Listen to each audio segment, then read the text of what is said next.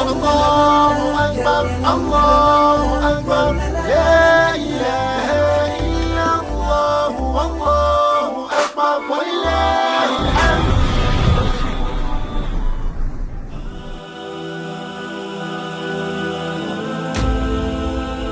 Di mana kita tahu manusia ada sebuah sifat buruk yang diciptakan hadir bersama hadirnya manusia, yaitu nafsu. Innan nafsa la ammaratan bisu. Nafsu bawaan manusia itu cenderung kepada kejahatan dan tidak perlu belajar untuk jahat. Dengki napa amurno? Nasi kula khusus spesialis dengki. Ya hanai.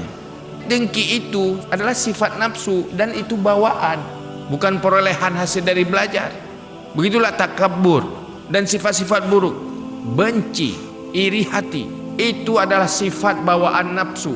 Cenderung kepada marah, cenderung menggunjingkan orang, cenderung membuka aib orang, cenderung menyakiti orang. Itu tidak usah belajar.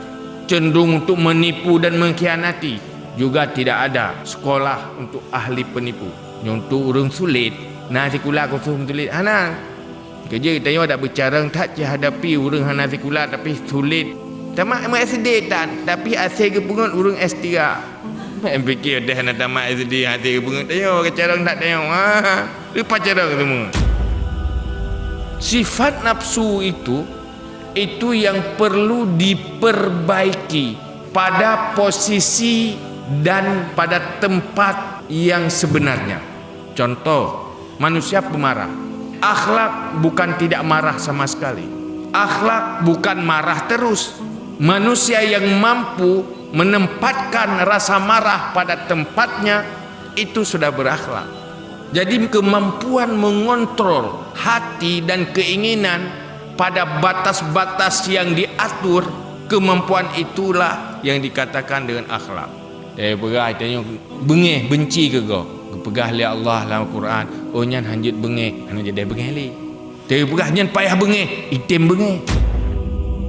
Ibaratnya menuju keberhasilan seseorang terbentuk akhlak sama dengan keberhasilan seorang ahli pelatih binatang sampai bisa main sirkus.